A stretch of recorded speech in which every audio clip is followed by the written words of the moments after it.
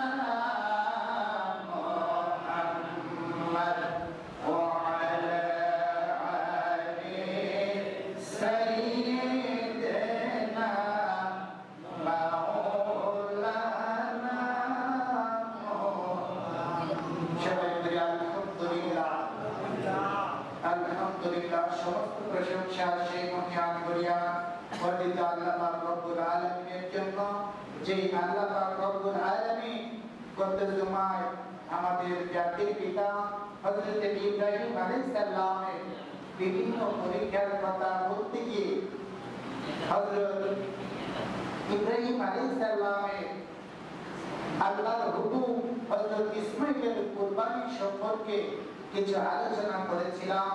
আলোচনা করতে করতে করতে করতে এই পর্যায়ে এসেছিলাম 3 রাত্রি স্বপ্নে দেখছিলেন, 3 রাত্রি 200 করে উট কুরবানি করেছিলেন। জোরে বলুন সুবহানাল্লাহ।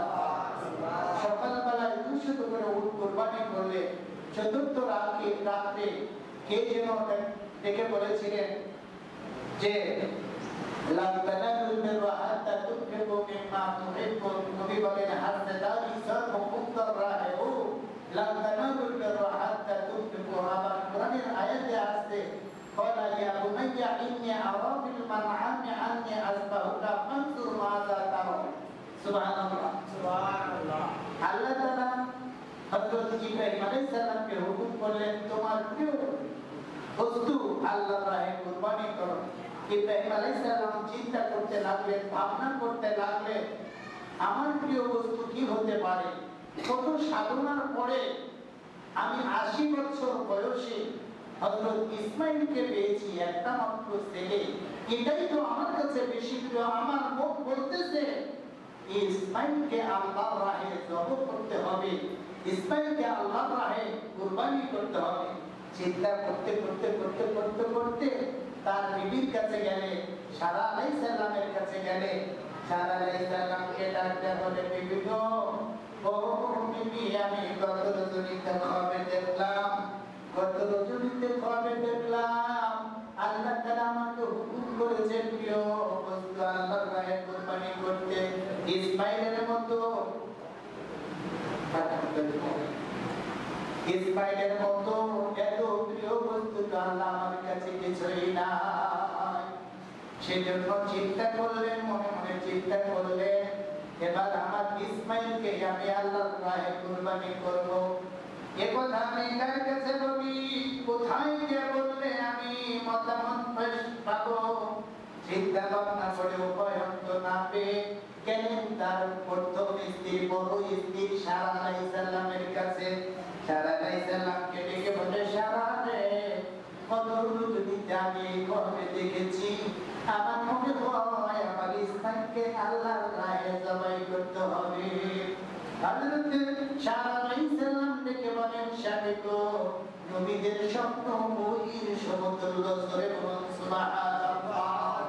আল্লাহর পক্ষ থেকে যে আদেশটা আপনি পেয়েছেন, এই আদেশ পালন করতে আপনি কোনো বিলম্ব করবেন না, দেরি করবেন না, তাড়াতাড়ি করে ইসমাঈলকে জবাই করুন।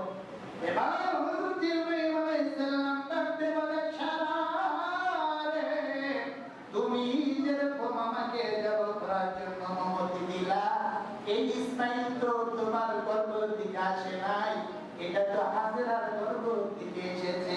হাজেরা কি আমাকে এরকম অনুমতি দিবে? স্বামী গো, আপনি একটু কাছে যা, মক্কায় বাড়িতে যা, ওখানে গিয়ে হাজেরার কাছে একটু অনুমতি নেন।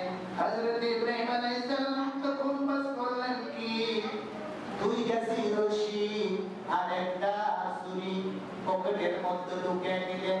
এরপরে উটের পিঠে সওয়ার হয়ে মক্কাতে হাজেরা আলাইহিস সালাম বাড়ি করেছেন। ওই বাড়িতে গেলেন, বাড়িতে গিয়ে ডাকতেছে, হাজেরা রে, ও রে হাজেরা, হাজেরা ইসমাইল কোথায়, ইসমাইল কোথায় রে? তাড়াতাড়ি করে ইসমাইলকে গোসল করাও, ভালো পোশাক পরিধান করাও, আতর গোলাপ খুশবু মাখাইয়া দাও। এরে হাজেরা, বিরাট বড় মেহমান আমাকে দাওয়াত করেছে। সুবহানাল্লাহ, বিরাট বড় মেহমান কে? আল্লাহ। আল্লাহ আল্লাহ দাওয়াত করেছে হাজেরা রে, আমি আল্লাহর বাড়িতে নিয়ে যাব আমার ইসমাইলকে। আসল ঘটনা গোপন রেখে দিলেন, জবর কথা বললেন না। বিরাট বড় মেহমানের বাড়িতে নিয়ে যাবে। হাজেরা আলাইহিস সালাম মনে মনে চিন্তা করলেন, ভাবনা করলেন, আমার ইসমাইলের বয়স 9 বছর হয়েছে, এ পর্যন্ত কোনদিন কোথাও যায় নাই, আজকে বাবার সঙ্গে দাওয়াতে যাবে, এটা তো বড় সৌভাগ্যের কথা। তাড়াতাড়ি করে মায়া এরকম ভাবে ছেলেকে, পুত্র ইসমাইল আলাইহিস সালামকে গোসল করাইলেন।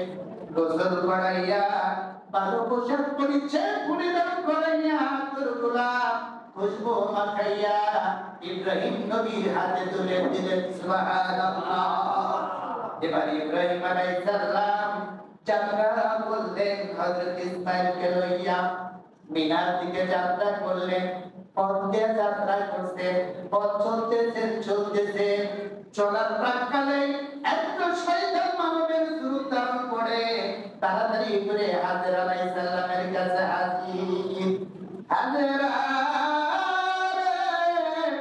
রে, হাজেরা, বলো তোমার ছোট্ট ছেলে হযরত ইসমাইল কোথায়? হাজেরা আলাইহিস সালাম ডেকে বলেন,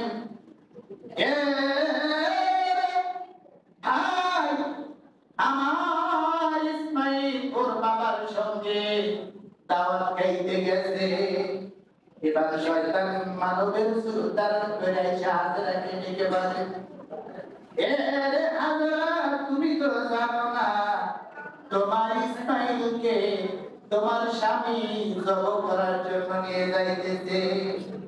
এবার হাজেরা আলাইহিস সালাম বলতেছে, তুমি কি জীবনে কোনদিন শুনছো বাপ তার নিরপরাধ সন্তানকে জবাই করে? বাপ তার নিরপরাধ সন্তানকে জবাই করে?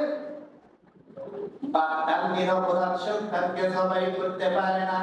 এবার ওই মানুষটা বলতেছে, আল্লাহ তাআলা হযরত ইব্রাহিম আলাইহিস সালামকে হুকুম করেছেন, ক্বালা ইয়া বুনাইয়া ইন্নী আরা ফিল মানআমি আন্নী আযবাহুকা ফানজুর মাযা তারাস। সুবহানাল্লাহ। আল্লাহ হুকুম করেছে তাকে জবাই করার জন্য।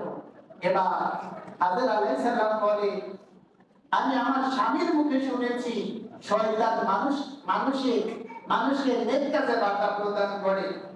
এটা যদি আল্লাহর হুকুমেই হয়ে থাকে তাহলে এটা আমার জন্য বিরাট বড় একটা সৌভাগ্যের কথা। পৃথিবীতে লক্ষ লক্ষ কোটি কোটি মহিলা, কোটি কোটি মহিলাকে, কোটি কোটি মাকে আল্লাহ বাচ্চা দিয়েছেন, সন্তান দিয়েছেন। এত কোটি কোটি লক্ষ লক্ষ বাচ্চার মধ্যে আল্লাহ তাআলা আমার সন্তানকে চয়েস করেছে, এটা তো আমার জন্য শুকরিয়া করার ব্যাপার। তবে আমি আমার স্বামীর মুখে শুনেছি শয়তান মানুষকে নেক কাজে বাধা প্রদান করে, তুমি তো একটা শয়তান। এবার হযরত হাজেরা আলাইহিস সালাম একটা পাথর হাতে নিয়ে শয়তানকে তেল ছুড়লেন, শয়তান তেল খেয়ে ওখান থেকে চলে গেল। না হাজেরা বয়স্ক মানুষ, বুদ্ধি বড়বার, একে দিয়ে বিভ্রান্ত করা সম্ভব না। যাই যাই যাই, আমি ইসমাইলের কাছে যাই। ইসমাইল আলাইহিস সালাম বাবার পিছনে পিছনে চলছে, দূর থেকে হাতের দ্বারা ইশারা করেছে। হযরত ইসমাইল আলাইহিস সালামের বয়স মাত্র 9 বছর। 9 বছরের মানুষ হযরত ইসমাইল আলাইহিস সালাম হাতের ইশারায় থেমে গেছে। একটু দরুদ শরীফ পড়েন, আল্লাহুম্মা সাল্লি আলা সাইয়্যিদিনা মাওলানা মুহাম্মদ ওয়া আলা আলি সাইয়্যিদিনা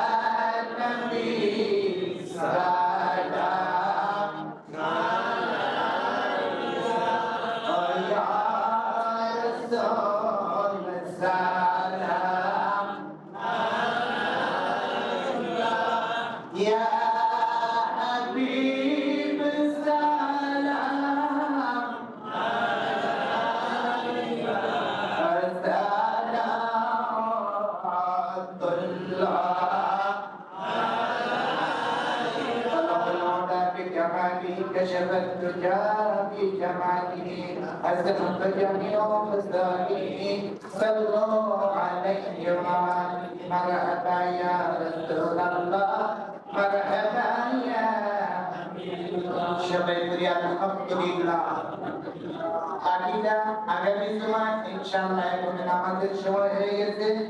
আমরা নামাজের পরে মুনাজাত করব। এই দুদিন আগে ওই যে ইয়ামিনের আম্মা মারা গেছে, ওনার জন্য দোয়া করবো। আর একজন